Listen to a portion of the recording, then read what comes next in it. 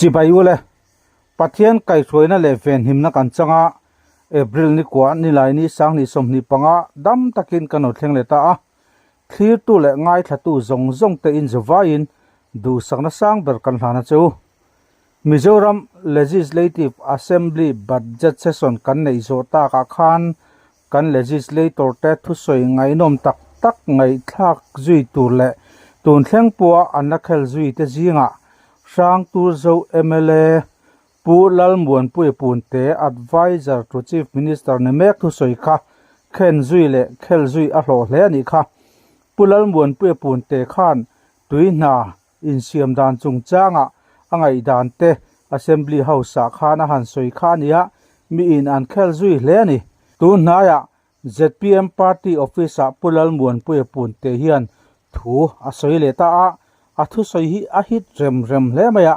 in lo hriat ve lo pal hlau kan hlawa wangin kanan chop chua ka atop thlenga lo ngai thatluan turin kanan som cheu ani ka vei mem chu kalphung thar kan tia campaign lai point kan tiang kan tiang kan heng hi chu kan ti ve lawang ti soi tam kha kan nia arau lam zong vakani lo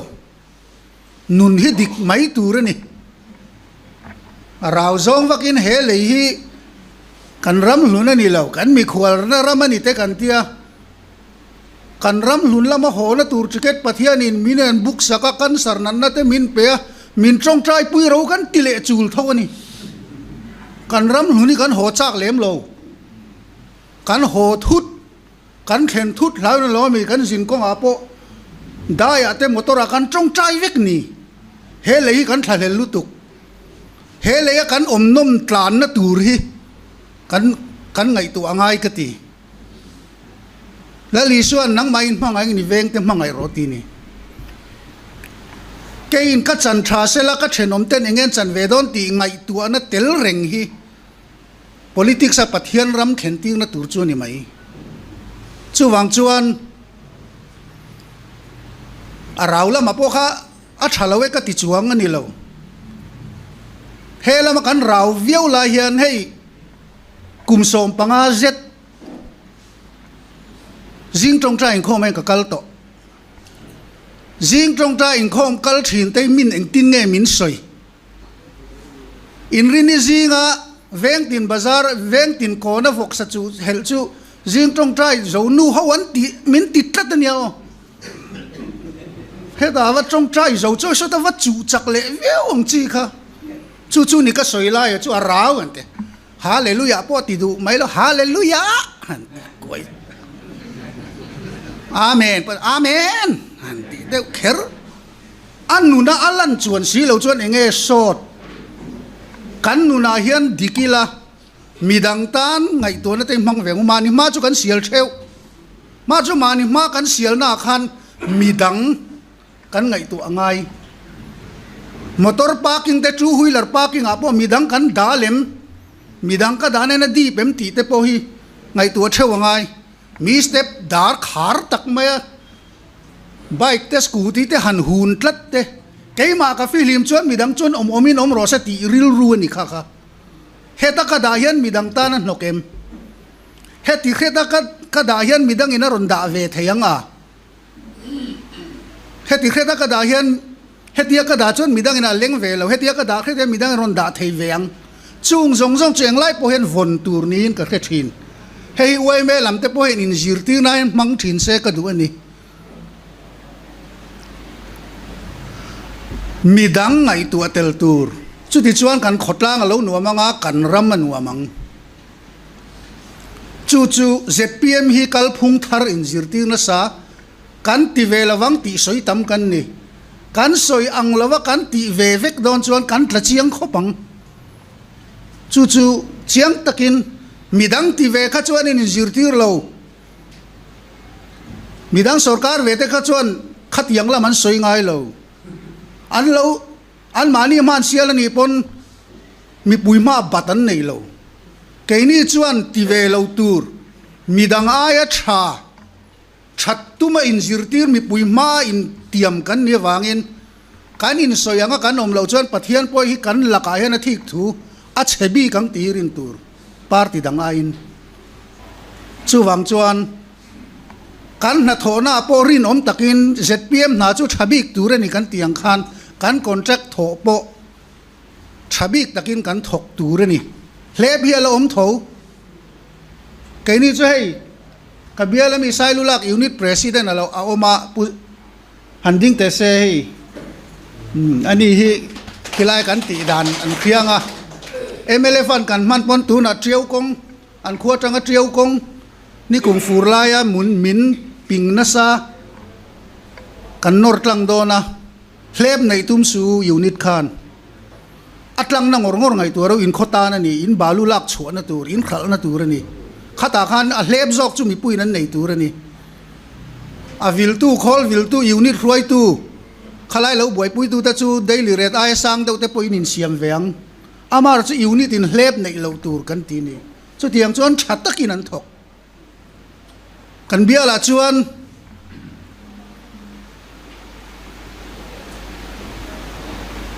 MLA fana in hlona tur om reng in ZPM chau in an thok lo party dang po an som vek zel chu tiang chuan kan ti thin ani chuwang chuan kan nuna hian kan in soi angin kan thei chin china Mizoram politics a pathian lalram tun din tumin ma kan la theu tu nin ka ngai ni hei tun lai politics a neu atama opposition ho khanin wine bill kan putlu khanin zu zor tir min han tum khopa mi pui po khan zu zuar tur mu deu khan min muwa an lo ur lok khop mai kha mi ni session kha amaro chon han mu chianga eng ma lo ni le si lawan thu soi tir lama zu zuar tur soi min soi char chara atob lama heti ni chon huai takin zuar lo lo la te chon han tiloya kan zor lo tur ya chon thu soi tob lama kha na khai khom de uvik zel in when rules kha han soi lokila tu na when rules wa ek kan nei me ka he chuan when siam theina hi grape sia ania MNF sarkar laya masak zoka lo e kun hathok tu te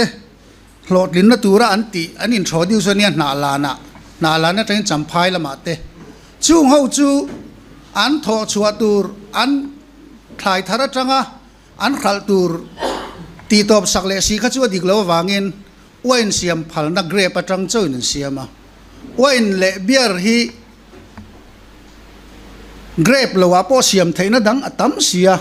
kan kun hathok tu te thar chua a hlok zok an khal theinan ti in he MLP amendment kha kan siam ani chuwang chuan hei hi lo chua chuan khi kan bia la po zo tu yan te lungdara entrepreneur chatakin a juice pa ngai te a wine te an siama kan bial khi tiang lam pang tam na ni tu na hian kha tiang lama kan chua tam thei chuan kan lo nei tu te an hlok do na ni kan ti awangin thlai po som chuang khami siam theina tur khan kan tia mar chu ko khan lam ho hianin ngai thiam lo deuh le kan ne wangin zu fang te zu tuitling te bu zu pui te kha kan an pai le ta chen kha chuan in nep mai te min tia mar chu kan nep ani lo in doi ten tia doi angai ke ni chu ko khan ho trong trai pui na wanga tling kan nitlat ni min trong trai pui tu te ril ruti na thi ZPM tan a thiang lo chuwang chuan ko khan in an phal lo chin an ngai mo chin zong kha chu kan lep thale mai atira chong kan tumalom zu fang zu pui zu tuitling te kha kan tum vek ko khan ho in kha bera kha lom tun ma zu an do tira rak zu te om tak ma zu kan ti ber ko khan in do ber chu kha lo man titlata chuwang chuan kan tia kan pai thale mai ni chuwang chuan when rules sung chang kha han helte chiam tura om lem lova tun man kuanga kuma when rules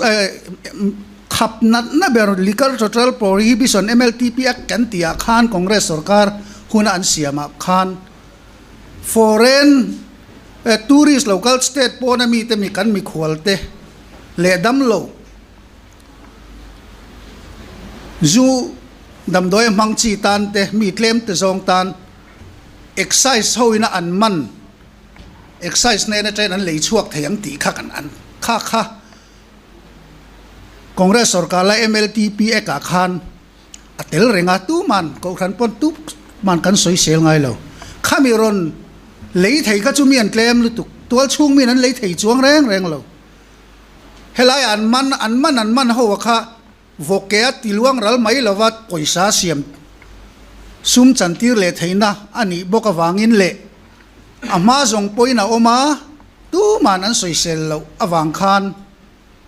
ข้ากันที่เละตาจู่ๆ MNF ลำปังปอยนั้นนนสวยตำเดี๋ยวไล่ข้าอันนี้MNF วินาคองเกรสจุดตีต่อปันตุมาจู politics สันเขลนั่นละมา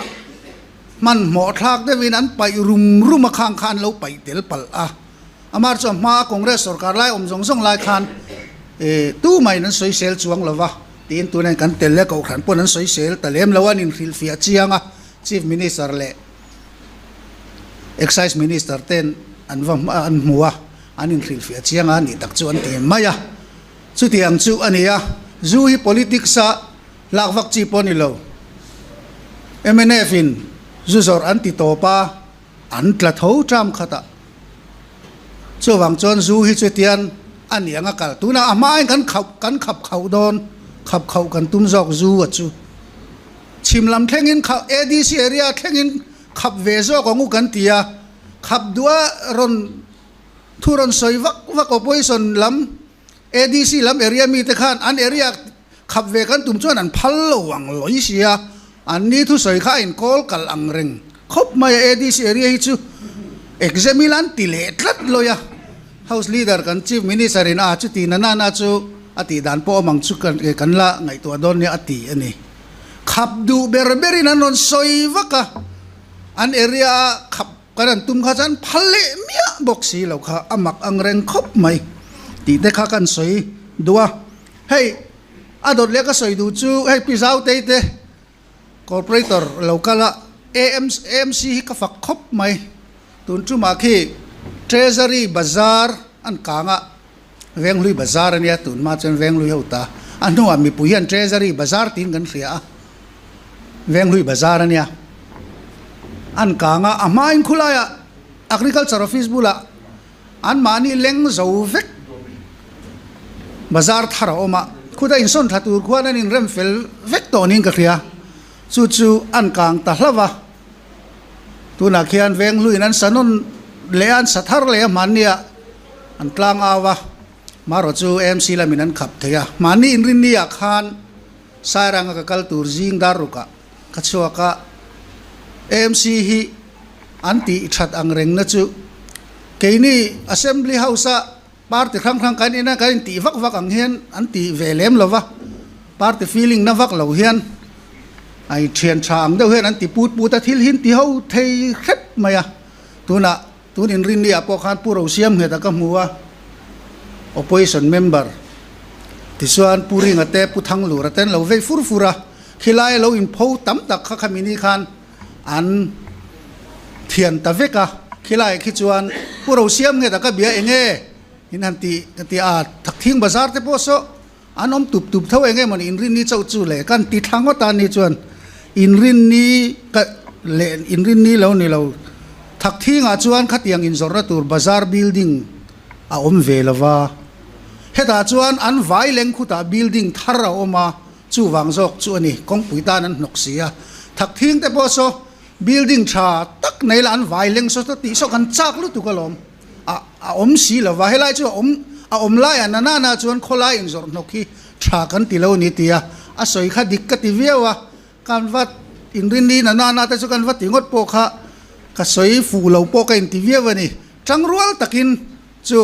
avat hen fai ni apo party soi lo nan kal theya hetiang ang hian ti ila ro rel na po hian a theyang to ka opposition te thei thalo theiang berin kal po kan tum ani keini apo hian chief minister in nikuma house a soi bialtin in biala thil thleng tur MLA te po opposition te po thimmi alawin kan ron khil vek don cheu ati ani chu kan ro rel tum dan kal phung thar kan an ti apoin chu tiang chuan kal a theiang chin china kal kan tum zel ani ti kha kan soi duwa tunla hian lunglei lama an hiarna samaya hei hi thil serious de umania kei chu ai zo la chau thil zong da khom ti ngai dan hi kan nei na re to a ai zo la ringot engkim kan ti hei hi development ai zol hi mizoram ani lo ti lo tlang au pui rei ve to tu hi kan ya kan sarkar no kan PSC meeting a keima ngein ai zol le lung le in kar kong hi a che tur ni lo englai point a thakum tluan tur ni chu PSC hian pasila sarkar khoi tu akan chief minister le PWD minister a hian i thlenang u ti in karota member dang ten khu mi kan chak lak na lam sil char rot po khu angai telve tin an ron putlu bela ti chuan PSC in vareng tele lung le in kar hi englai poina thareng tur ni kan tia chan chu solam panglong tlai chu tuna chuan sai ha lam chu a tha em a NHIDCL in helama akong hlui lama serchip lama zau takin an lai to chu khrang chal ko na aron chuak chu changin tu chuan long tlai sol lung le tan dar kar nitlan ani mai to chu wang chu kha khalam pang kha kan vakep lowe ti na ni lovin helai bi ka hi ATL ro ta hi tha se ti du a ZPM kan VM ma chu kan chief minister te kan PWD minister te pon an ve ani ti chuan estimate committee a hian PW chuanoma chairman ania subject committee a chuan subject committee khrang hi a oma assembly a hian chung aya estimate committee te hi chu la poimo le zuala ne chu ta chuan member kania ta chuan estimate committee massa sarkar massa ina ATL road hi an lo take up to vain kan chun zomani a mun nge ya en kan rela ti chuan ni kum na October thatir khan kan va en ta chuan PW chuan ma chairman kha dam doi inen kola phaila ma kala wangin acting chairman amin ruata ka hovin kan vakala ai zola tangin kan member purin tluang a silo dam pabial tu nen kan pheya then zola member dang pakhat putilal himpuya lunglei west bial tu alaw mo ka kanin mukhoma ta chuan then zol tourist lodge kan lu rualin purin tluang a kha a in sir a thenom lua tu in hnuai mi anu pui ka zin fapa kan sarina thi tin ron fil tamai sia then zol helam zong kha chu kan en phei ngal veka department ho nen ani kha khat yang khan ron fil ta sia a ho na ngai ta keile member a chon putilal himpui nen chau chon kan kala so ta puk pui thlen don sa zakham nuaya tuna an soi se lai ber PCC thalo lai so kan va thlenga kalet sada puma hlema lung leila ma hotlanga so lai so khir khop maya lung leilam hi an thinarim thin le an vui thine om em mai ni kum me thla khan lai district anin move clark sarkar na siam lei theilo boruak a khan party in EOB in PPC vanal ruata minister le ke khakal turin va zirchiang turin mintira chumi tum chuan ka motor keng lovin ti rual lo motor khande ken chuti in PPC motora ka chuang maya kan phei duna then zola tangson kong kha lo tha phei purpur deu maya PPC an hey tun tum chu lung lei kong po avat hata ve mon le then zol pia lam po atia ngoro kan la thleng lo ni kha pu pi si mak deu ni helai kong hi welcome to lung lei sar kul tia tang hen a che chan ngal ringot maya hei hi chu lung lei an vui hi om ve ni katia kan pheita katiang ngein welcome to lung lei sar kul tang chi khan an che pheita ania lung lei ta ni chu ngai thiam ngai nei om lo ra ren chu wa chu lung lei mi puite thin urna an vui na hi a om ngoi ngoi ani chumi wang chuan ni kuma chief minister in departmental meeting atia department tina ho tu lokte dorpui multi purpose hola ko khom chumpo khan thu soina ka soi ani kha lung lei le hela in kar hi eng lai pona satura ni ti PSC in kan pasani ti po ka soi ni chutia a munjir chianga department ho nen engineer ho nen kan vakal ta ka chuan a mun anan explain ta chuan kan hole huna kan meeting le kan an kota department kha an secretary hovin an commissioner hovin an lokala solai so lunglei sar kul ti chin chi aso atir bera walbeng road kan ti lima athok tu te khan an lo thok du da a foundation so a thatok lova chuwang chuan hetia chunga reservation kanan ti le ringot hi chu a dai rei theilo a chele rang lu tu ka chuwang chuan du thu sama chuan hai kho feka a foundation atanga siam that le vek hi kan du dan ber ni an tia a thalom kan ti maya chu tiang chuan ke ni kha sumla ma thu nei tu kan ni lem lova ti chuan kan han tia so sazakham nuai klong le puk puin kar block thua si PCC che mem te so hei ang ti sia mem nge ti mem ma chiat le a kan tia a helai hi mi pui so sang to khat pressure na lu tu ka congress sarkar lai khan ti wat ro ti ringot mai khania khilam ma chaklama tuna NHIDCL kong pui lu na thial lama kha ala si lo ka ti lai khan mi pui nan ngak le lu tu kha nor na salu tu ka party block le unit ho kha an tho tira kan monitor thalei theilo he chu chu ni an tia adik podik mel viewani chu tu na hian mui fang division noi thok tu khati lai thok tu bagari tha te kha an tho that lo wanga an terminate an poisa chuang crore som ni fixed deposit an da kha an lo la da chara lunglei west MLA pu ma hli mai fel khopa chuya tu man an lo khiat to mang lo deuh tho kha ni a ching chuak nol maya chuan kan an withdraw a crore som nia changa na pung kha kum som ni velai lo ni ta ka wain crore som kuat ling don tamai ni crore som riat pakwa le claim ning ka ria chu kai ni chuan estimate committee chuan ke hi avei tu ber kan soita khan ai zo la ringot thil engkim kan ti hi kangai theilawa mun dang po hi ani ve tu rani ai zo lang thon ti vei thin tu kan hi wangin PSC a po pulut tu kan hi wangin kha estimate committee a khan hei hi ATL ro ta tan chau man ni ro se alo chuan hi hetiang tho ni wangin hemian terminate na at poisa bang ani wang hian mun dang a man ni lo se ti kha kan pass ani estimate committee chu session lai ani lo wangin speaker ne na danang thlapin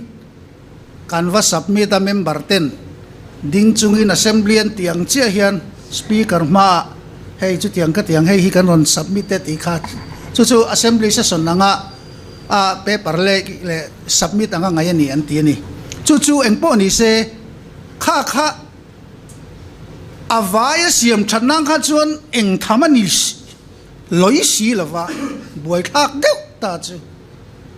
avaya siam that le vek nan chuan so ti lai then zol pia tanga lung lei thenga ta chang crore som ko chu eng ti na thamma kha ani box si lawa chu wang chuan a che zual lai repair nan hian ni mai sen ti ta a chu ta tan chuan a tam lu tuk le thung ve boka siana department khan estimate an siam ta a khalai a chezual lai siam that phot nan kha chuan crore som level kha atok reng mai sia chu chu mun na tan an lo mang khri ani chu chu minister khan crore som sesona khan crore som riat aniat crore som kuadon ania atam lu tuka kan mang seng lo ti kha ani lo join opposition te fui porna nen tuna son an la ul dewa lung lei chu sau takani tuna chuan azia lo khop mai kha kha asoi kim lo wangani minister khan ani na taka chuan lung lei somi sarkul chin zong ka soyang khan lung lei sarkul chin zong siam nan chuan 200 kilometer zale somruk le ti velen somi kong ason kong chan ve ani maya kong chan ve kilometer somriat vel siam nan chuan crore khatizat kha chu eng tham ma chu ni lo a amara chu a chelai lai repair nan kha chuan kha kha chu atam lu tu ka ti kha adik ve tho bok sia chu wang chong khalai trong kam thiam tok lo wang te po anianga khalai a kha ani ber maya chu wang chuan lung lei mi pui te po he mi ka thu soi hi khoi lai ma uti pa changai lo mu ni pon he hi ka soi na hi a boi pui tu estimate committee acting chairman a chairman a thailo la acting chairman a ka om lai kan boi pui ani wangi nei chu me lung lei lam mi pui te pon min lo pom sak ro khati zonga le then ani chuang lo chief minister pona dai lo ani chuan somli khan kan pek bel le zel do na lom po ati tho ani chu wang chuan khala ya kha ATL rotami tu rapung ne na oma kha po then ani lem lo a chezual lai repair nang khan atok in an khetla tani department in adik tak chuan solama avil tu solam sarkul lunglei sarkul noi solai kong vil tu engineer po lunglei pa nge ni ani thane mangai lutuk aha lutuk chu wang chuang khalai kha mi puite pon min lo pom sak turin ka ngen du cheu ni ti chuan solai so siam ani tak tak don chuan kong pui so motor lian tlan theilawa traffic close te po angai don kong ate sia a le lama simen anan chunga nga a le lama a phel le lama khan motor lian a len lo na turte a om nual wangin motor te chun tlan thowanga lunglei SP le chairship SP le na thial SP te nena biak kwala motor lian chin chu helama chiam chung na na chu na thial konglama an tlan ri anga yang chu chu malak mek ani reng chu mi repair tu chon malak reng hi ani chu chu soita kang khan chu mi ti thatu chon estimate committee kan niangin department ten en po kanin koma chu chu malak na kal mek ani chu wang chong khala ya kha lunglei poisa tur liau leu lo chu than le ti ba ai zol kong poi a cheve tho sia mi puyan phun an phun ve tho bok sia chu wang chuan khala ya khanin an lo mang ho ri mai ani ti kha e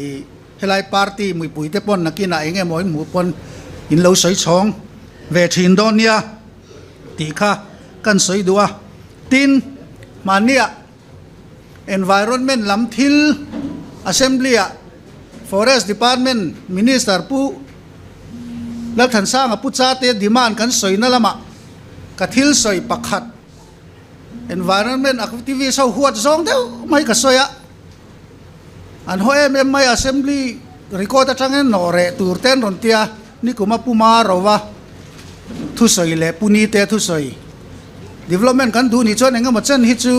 aman kan pek ve ngai price kan pek ngai ti tle ma soi te nen puma rowan tu chu tlan tun tampo le apung mai ti malai mi zo pa ti ti soya kha kha khan huan no re turan tia kanan kan la not re khi la hela ya khan an ni hi environment hi khovel chezela hian khovel kan mang ang ve ka ke ni ram chau ni lo tu point environment activist so hi kan thlop em ve ka kan thlop em awang hian in klem hian an pang chang ve deu man so ka tia an ngai dan ni lo khet ve han soi hi an ho em maya soi lo kêu chu that rualin mara chu ngo khat khalai ka thu soya po khan environment activist so hian khami ka thu soi thingom lo na mun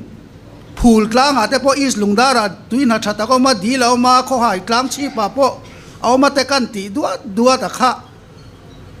an zian ti viau ani po hian ka soi mia wa a miau boka lungdara ro khi chu dilan ti faina du man pai wa ka khata tang khan atling thei to lawa na lo po ni lo khata po an ram ngo hum hal dan tur thania ka khriat thil dang ka soi chuwa khang te kha zui vesela department a forest department a ten minor pui vese ti hi environment activist so hi ka ngen let du ani tun ma khan chu ta ka soi chu tun ma khan state tin hi central sarkar hian lungal thei kwata kol kwata min pevek ani mar chu industry nei ve lo state te kha chuan kan mang ve lem lova ti khan khoi amo kan ti ri ral mai maya supplier chen ka ten ti khan khami kwata khan khungla man lo khal ral mai thin emani chung wang chon central sarkar hian khatiang industry nei ve lem lo kol kwata nei khamin ti top sak vek ani chu ram ngo hum halnan mizoram sarkar hian forest department hian central azudil lesela mei hol thak nan mangila thingpui dorate man zirtirila leiro chan brick ro tu te po hian an brick voi khat ro motor chip engemo zat an ro rala chunga te po chon hei kan agriculture minister pu pc wanal ro tangai po hi bu changa brick industry lian pui anaya chu ta chon ani chuan thinga ro lo turin kolin lungal thein ati sa awangin hei po hi leitur abuai thak ta ni abuai thak viau chon ani chon brick ro du chon thinga ro le ngai don chung hum nan chuan kan kol kwata min paisak to kha environmental issue tan jok isu dil lengu ti ka soi te kha katus khami claim a zong an huat zong ka soi wanga ti vak khau khanin min bo zui sak vesela ti ka ngen le tani khatiang ani chon ram ngoi kan hum na salu tuk don mizorama brick ro zong yan thingan manga an thing manai zong kha lungal thei kan man le thei chuan ram ngo kan hum hal don ani tia thanem ngai ta ka soi te kha min zui sak vese ka du khop mai ti kha kan soi du ani healthcare hi hei soyetama tuna hen healthcare a hian private hospital chen kathian opoi an soi thu lang lak loa private hospital te empanelment kan lip antia a hlui kha payan i don vai liangai miawa athara hian private hospital hian minzom du lawani minzom se kan du voina po hian sarkar ai o in private hospital te zong hian an ngai tuana mang thalea minzom turin kan ngen ani sarkar na thok khau tam tak soi sel hian an soi sel na chan poi om ve tho khiat ve ngai ta chu cashless ani don wangin private hospital in an ngamme ulawa sarkar ma sate nan lo batral sak miawa wang khan ngam om lo bok private hospital te din hun en hian an dem om lo ni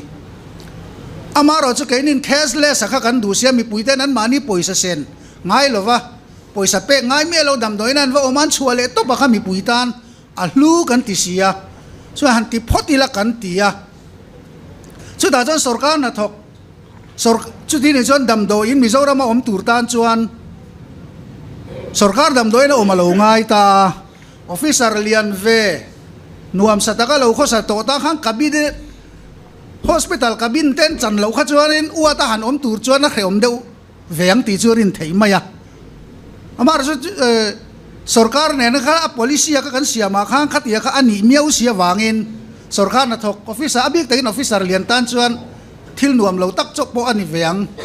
a khia thiam om em ani amar chu ti chungin kabin sarkar hospital an pan na tam tak hi ICU om lo wang อันนี้แหละพอตาตัวไหนกันสรการเฮียนชุมีวางส่วน hospital แต่ถ่วมชัดตุมินมาอันลา health minister ปิรินปุยฝากอมครบไหมสายหาลงกลายลุงเลยสัมภายเตเฮียนเละข้อโซ่ละแต่ละโมกกระเจียงเจียเราก็ใส่งำเจียแล้ว ICU ปังอาเชวด่ากันตัวมันนี่มาลักตัวมันนี่ ZMC ICU ส่งปทุมเสียมเบลตุมินมันละบกะตัวนั้นเห็นปทุมสุดเสียมเบลโซโตอันนี้ที่ชวน ZMC ส่วนกบินรัวลัวเราอมเริงะไงสักเล่มเราคันตัวนั้นส่วน ZMC กบินสมทุมมันเสียมทาร์ลัวเท่งกันเสียมทาร์บกันนี่สุดที่งั้นอีชวนกบินพอจู่ๆเราตั้มตาเบลต้า ZMC ชวน hospital ดังอาพอตีไทยดานค่ะสรการ hospital อาพอจนเซลตัวเรนียมันนี่อะ nurse จัดทุ่มมันละข้าตาพอคันตัวมาอินเคลียร์นะลวินกันตีนี่กันปาร์ตี้มีแต่พอกันดูสักปาร์ตี้ดังพอกันให้ทัดช่วงเรากบเบียลช่วงโคลายลุงอาชวน MNF block president ฟันูนินลักนี่สุดที่ยังแต่ชูขนมดานนี่ ZPM กันกัลพุงกันอันตีเฉาตุ่มดานนี่ตัวนั้นฮันโฮลดิ้งอาพอเฮียนเคลียร์เมียลวินปาร์ตี้ดังพอเคลียร์ลวินกันตีนัสซากบเบียลช่วงอาพอฮันโฮลดิ้งดีลนี่จีนักการรอนสอยแต่พอเขาZPM มันนี่เล่มเรากัน recommend ไหมตัวนั้นชัดตะกี้นั้นมุดอนสุดที่ยังแต่ชูอันนี้ตินกันกัลพุงทาร์ตูราเฮียนปาร์ตี้มีปุยเฮดกว่าตาร์ละมาครวยตู้ตั้มตักฮีสรการละมินตีกันตุ่มเวดานตั้มตักฮีมินซอมไทยอุละเกยติลวินเซมดำที่ทรงเห็นอีกครั้งมังหูเฮาซาโปปุโรบาร์โรโมยันอารอนโซเองไว้เงคนมีปากตินนาปังอาไอ้ตั้มทบพันลวินตีอารอนโซครับปุละนักขันช่างจักบให้ชูกันปาร์ตี้ policy นี่มีปากตินตีเฮกบิกละว่าอินเซมใจฉากันตีนี่อติอาคานี่ไม่อะตินมีปากตินนาอันง่ายนั้นไหนนะตัวเงยมีเจ้าคอนแทคเตอร์ที่จูกันเราเราปุ๋ยฟักเรา so ลุสายเขาอินบาซาร์นิวมาร์เก็ตบิลดิ้งอันสักพอ estimate committee กันไว้นะอันนักตุมังเงินสักเราเองก็ติงเงินเตียบิล running bill กันละชัดไทยละว่าอันติไม่นี่บิลครอร์ลีครอร์งาบิลรอนชัวละว่าบวยไม่คอนแทคเตอร์กันละนิดละตะวังยัน so ลุงเลยรถATLรถพอสรการมาสาจังก็ชัวก็ลองมันบวยปุยคอนแทคเตอร์ปากตามิงจุดเสร็จแล้วเจมาโบก็มีขันนัดดังงาลุตุกไงตัวมันแล้วว่าจุดลุงเลยรถที่นั่นตัวริงก็ตันนี่เราปุยชีพูหัวเจ้าวันเกรดวอลล์ไซน่าที่คอนแทคทอกิลา running bill ละเราวิลาจะกันบวยเวงก็ตั้งแต่ขัดยังอังเดียวเล็กค่ะนาเลียนทวักค่ะนายนะตัวละตันนี่ช่วงชวน ZPM ช่วยดูอามเราฟังอูขันโถโตกโอมังให้จุกันโฮตูเต้นั้นไงตัวเทียมังตีค่ะริงิละให้ลุงเลยจุงจ้างอาคารนังกิรเลยไตละขันสรการที่ชวนนั้นไทยจีน่าชวนนี้กันดวดขบไหมตุกินซิงอ่ะถูกกับสวยโดนเสียกับเตียปุตีบีเสียค่ะลุงเลยบีกะเคลมเอ็งบอกปอยสาวกันดาทาร์จวลหันเมียนันฟิลเตกับเตียปุตีบีเสียให้ฟิตขบะน่ะตูร์ดิกตะกันชีฟมินิสเตอร์นั้นดาฟูขบะชีฟมินิสเตอร์พอยน่ารินโรลเบรันยาอารอนติงาลซุงให้เคลมมาส่งจุกันปรินชัวกะหันสวยแต่ไม่เลยนี่กุมะชีฟมินิสเตอร์กันมุดูนะปุตีบีเสียเนี่ย Chief Minister ชวนเองที่กางไงโม MLF ฟันที่กัน release ให้ยังเลี้ยติจอกละตัวนี้พุทธิบีเซียนซุ่มเล่ planning เอ็นก็อันเน่ลุตุจะมีจุ่มปอชวนกันว่าหมู่ชั้นข้า MLF ฟัน release กันนี่เหรอเราทิลดังข้ากันว่าหมู่กัน discuss โอเวกตอนนัวขัดยาเราใส่สักอย่างไม่กันจะมีเหตุขลุ่มเล่บรวกวับการะเชียมดำทีง่ายชีนิมขวิลหัวปะแบรนด์รินจากเล่รินกาย LG ชวนอินตัน air conditioner range จิกิมกันรันชบชัวเก dual inverter technology mang amanawangin a khole chakbi ka to nei chinang renga avot chakbi khle current ero aren chem hle energy manager feature nei omchun ania electric manzat po I control theni ocean black protection amanawangin gas leakage om thailo plus master ionizer HD filter an manawangin I hip tur boruak nat nale bol holaka anti thiang bekani service number 1 customer satisfaction apo number 1 intan LG classic laya manthei hot and cold AC range chikim kanla nei cheu boke I budget boilo turin easy monthly installment tin kan pe theirenge LG air conditioners chem dam thi distributor and brand shop for LG D3 Business Enterprise Ramhl North phone 0389 234 0590 hian cheng chu ti zat kan la nei chu mi chan chu mi zat kan la nei chu ne chu mi zat kan la nei a tingal par mai ni pui takani ani kan nei hi ZPM hian kan van nei pui khop mai ti da kha kan soi tel du bo ka chu ti chu mi wang san tu kin sing ar khun rei lo ta chunga ron ti mi ron pe ka hian UD and PA a hian lung lei chu aizol nen in zat rengin kan pe ni ti crore sang nuai sang ni ve aizol le lung le kan pe top ati ai len le te reng nen chu tiang chon ZPM chon thei top in lung le lam chu kan duat ani HPC budget po nuai zan ni in kan ti sang lui kor siam that na tur po nuai za som nga te lung le in tun la san tu yan har sem em mania Rang chal kon ho eng moni lucky ticket khain lo mu mo eng pol siam moni first prize tu chip khat ani chu kan sarkar hian aveyani chumi etan chuan vaibel se somnga panga le point sari lunglei tan sangson bok working women mei chen na thok lai te in lua tur nei lo ho working hostel tur nuai sang khat zali pakoman peya ti chuan art and culture le joint director office le treasury office vertical extension turin nuai zani somsari paruk kan peboka DCSO le DMNR office sakna turin nuai sang khat zathum somli pakwa kan peboka power augmentation phase 1 a komzola nuai sat suang kan pebok aronti chu tiang chu ni lunglei hi kan duat viawani kan duat viau cheu ni ti lunglei lam khan mi lo khre tewa ti kha kan soi du boka chu tiang chu ni wangin tun lai kan project a hianin lunglei lam hi chu kan ngai poimo khop maya a chan chu lunglei district a tun ma khan constituency pasari ania tu na thiel a indan to vai paruk ania lunglei district ka sarkar na siam piang hian mizoram a sarkar na siam tlatani chakle ngai kan du wangin chumi tur chuan lunglei lam hi chu kan duat char don ti kha kan soitop ani chu wang chuan tunam kong chung chang a hian min lo ngai chang khram hula ti kha ka soi duwa tin tun lai hian refugee chung chang hi hel om khop hian bo ruak oma helai hian thil pakhat soi ve mai ka du chu kan sarkar lima changin sarkar ma changin WhatsApp group a tuna kan thang mai om hi chu a thalo male an du nan om ringot mai te chu ni lo male tia soi sel ve na sapol a ka changa kan u nau te an nia heta an lo omanga an om na mun him lo eta om na chu tu po in kan lo kuang chu male ti ngai dan nei tu kani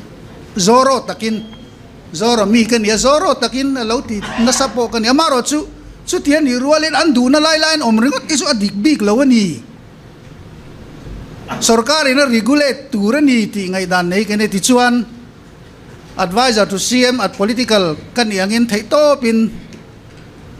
kan bei char chara Home Minister po in committee siama pakata chuan internally displaced person ho committee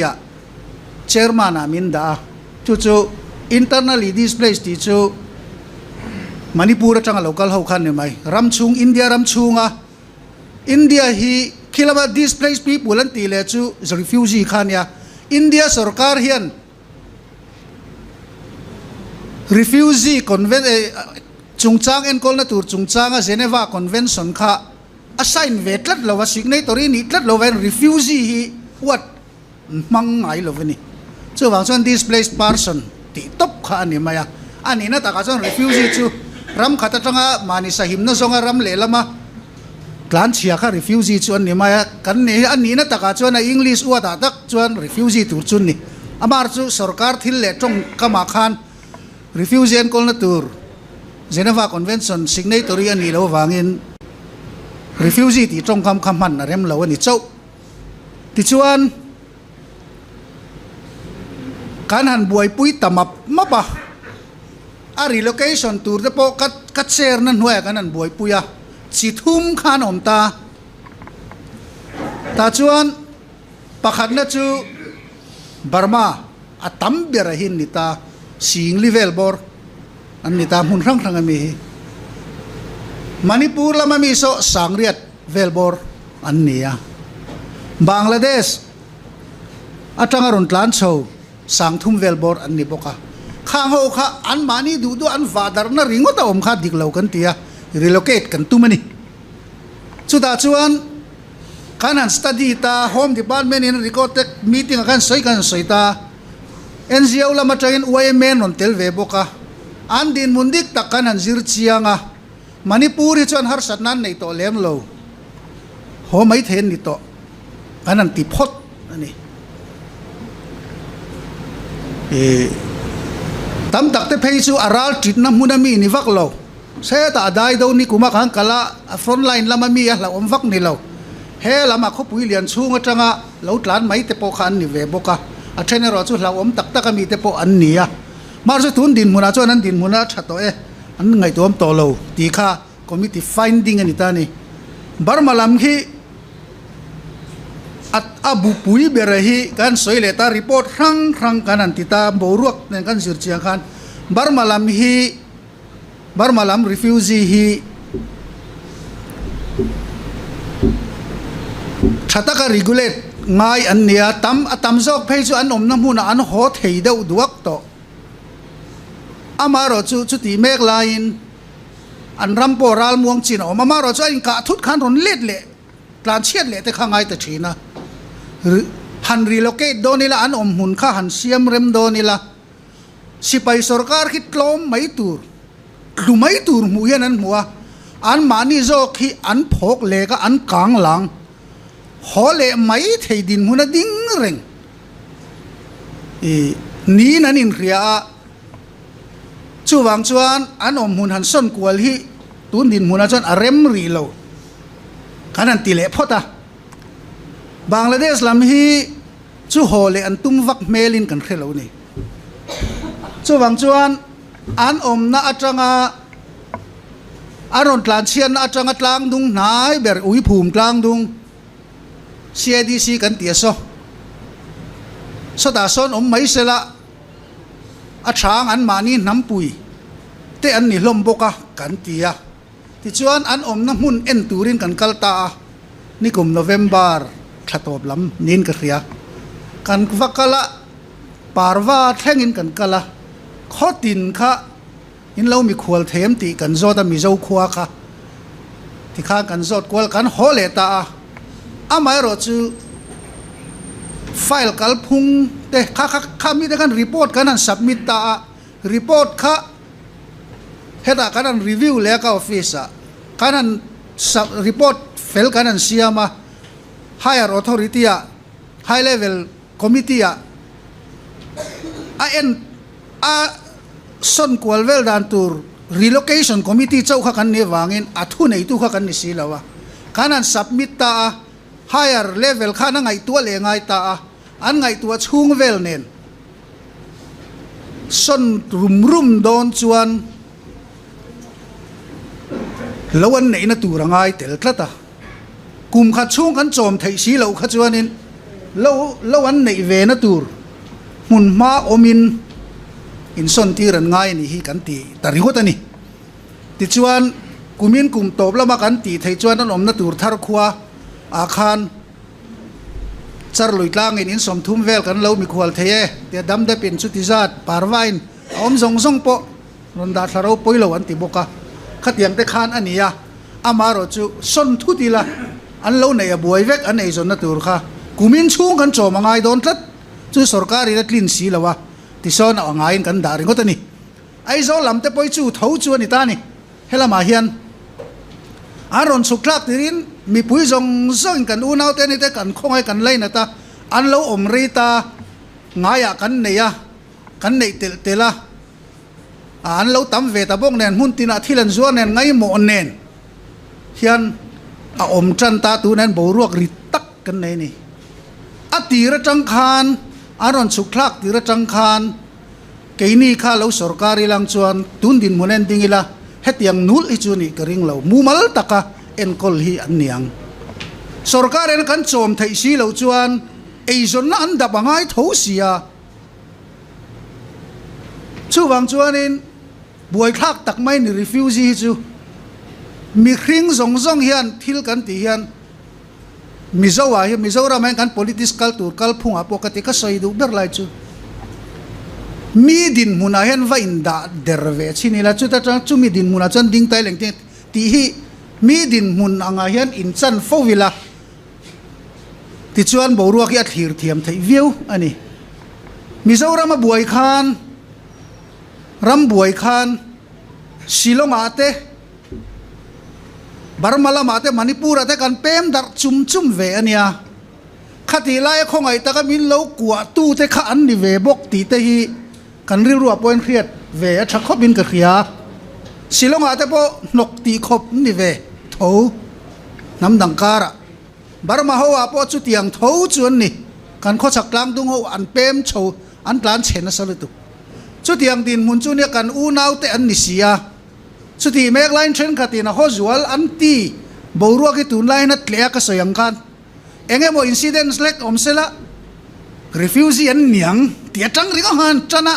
ani len kha kha chen khatin an lo la por lo zel mai box sia helai hian trong kam te mitin ni film khur tlang ila tha len ka ria mania in rindia AMC na khulai tennis court vel in phowan norson vela po khan khulai khu khar chong nu ho le thingtlang atanga hemi aizol chevel lo nei ho ron in zuar an ni bera anin zorna china cho chudan an phalta lo kha chuan in norna dewa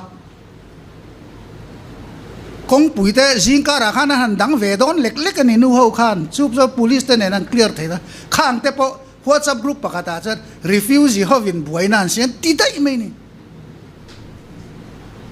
khatengang mai a khathil hi fin fia thata thatin thu to belgian dol lo hi thedar lo a thakhop mai kanu nau te an nia taima ka an tor chel lo chuan an ding chuak zo lo barma sarkar a chuan mani na kan pon poisan choi ania o chu wang chuan an dana kha khawa a in kha kang lo turin a veng that angai tlatani a fe hlani in kang sen choi mai ni sarkar chu tiang sarkar nuai oman ni wang chuan an taf em mai ni chu da chuan sum dong tam tak ta na buai thak khop helai lokala po in zorna po khan an lo ni phatat tlat maya hei sarkar in uluk takin nimina po home minister nen kadin bia uluk deu taka hei hi a boruwa ki en chian angai ni ti kha kan mudana niya tun ma boruwa kang sang ni pathum boruwa kanga ri khuk te po hi hla om lek lek hian kan om ta ani tun hen we me hi central we me an fak om khop mai ni kum lama po enge mo lek drugs ni se a transporter minan tir ka mai asum dong lian po ni lo han mana khilam pang mi an lo ni chuan vor hloi ang chi kha we me hian central we me hian an mi man te an tia po khalam bo ruak chezel tur veng rilruin nam in pum khatna a chiat pal hlawin na sat takin we me Central Way me ina a hup na zara hian tun thing kan la thleng chu ti ni lo seng chuan sang ni pathum bo ro kang kha tong thei reng hi kan ni chu wang chuan mitinin thu bel chian do lo vordar lovila miron vordar na zong poya dikem ti te poi proof angu chu wang chuan ati vak ngai na om lo an rama buai miawa kan u nau te po ni lo sela an ron tla thla thowang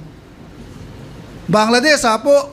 sipai ru lania an buai em chak ma ho po dan ron nok ti khoban ron chho na chani engwange chitagong hil trak sa nuam tlat lo ani chu tiang sel chu ni Europe apo ani khu Arab hon lut na salut duk to an mani rama om nan du ve ngoi ngoi an mani ram hausak na chen ven du ngoi ma san rama politics sa diklawa an indova an rama om khe om in oma mi rama an tlan tlat ani hei hi nam pui isu po ni levin humanitarian ground na changa thir pon hei hi fiat thiam na kan nei angai tak zet ani ti kha aka soi ta chau maya pu chairman khati zong kha ka soi thei tok ni ro se kalome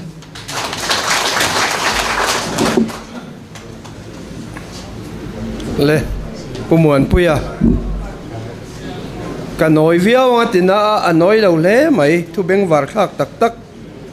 kan ngai kha alom om le ni khan ti tu rom to nan ani chuan voina kan meeting chu kan du tok to anga kan zawain kan ding anga lal biang na kan soinga kan trin don nia i tong trai rualang u kan pa